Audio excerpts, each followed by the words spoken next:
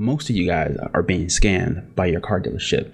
At best, they're misleading you with non-transparent numbers claiming to be transparent. At worst, it's a complete scam. Car Trims featuring Migs. Hey guys, welcome back to Car Trims. My name is Migs, and today we have something very different for you guys. So, my question to you is, are you being scammed by your car dealership?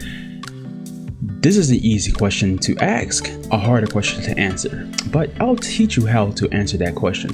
Very simple, okay guys? Most of you guys are being scammed by your car dealership. At best, they're misleading you with non-transparent numbers claiming to be transparent. At worst, it's a complete scam. Let me show you some proof, okay guys? And this is just one particular dealership, and I've seen it at many. Okay guys, we have a Ford F-150 Lightning Lariat. Okay guys, dealership seller price is $62,785. The selling price should be the price that I have to pay the dealership to own the car. It should be as simple as that. If that's their selling price, that's how much the car costs. It's not that simple though. Let me show you after I asked them for the itemized list of the details, in which brings me to that $62,785. They provided me this. Guys, let's just go all the way to the bottom. It says selling price $71,791. Maybe my math is off a little bit, but I can say that is completely different from $62,785. Now, why did we get that difference? That's the question we all have. Okay, guys, the difference comes from in the online selling price, they include all of these conditional incentives that you may or may not qualify for. For example, to be qualified for this $500 incentive, you have to be a first responder, or you can be a college student and get a $500 incentive, or you can be in the military and get a $500 incentive, or you can have a Tesla and trade it in and it'll give you $1,500, or you can get the EV credit, which requires you to make a certain amount of money or less to qualify. And these are all just conditional incentives. This is not the selling price. The selling price is how much the vehicle costs. For example, let me put this into perspective.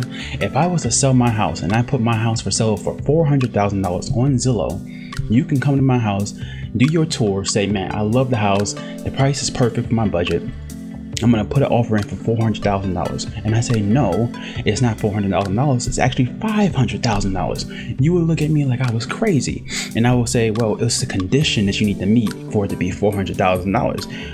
And you would ask, well, what is the condition? And I will say, well, you need to go play the lottery, win $100,000, and then that $100,000 that you win can be used towards buying this house, only costing you $400,000 out of pocket.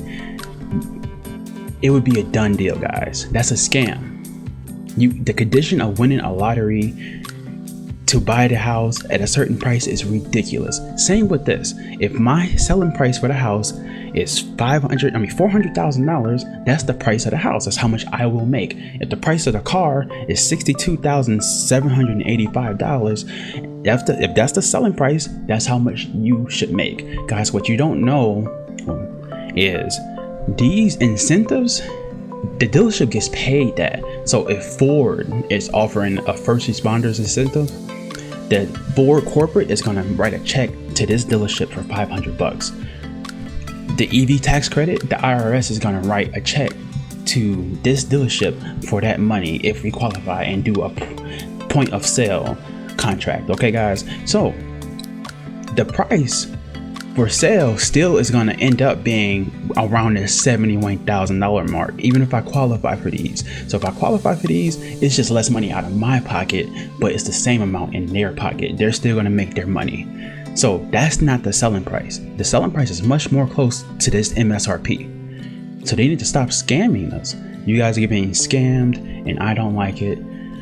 Guys, when you go to a dealership, look online first. Make sure you see that price. It's probably going to be lower than what they're going to tell you in person. And if it's lower, you need to ask them to itemize every single detail figure out why it's not the same price as online, and if they can't match the online price, don't deal with them. It's not worth it. They're not a reputable dealership for you. Okay, guys, that's all for me. Thank you, guys.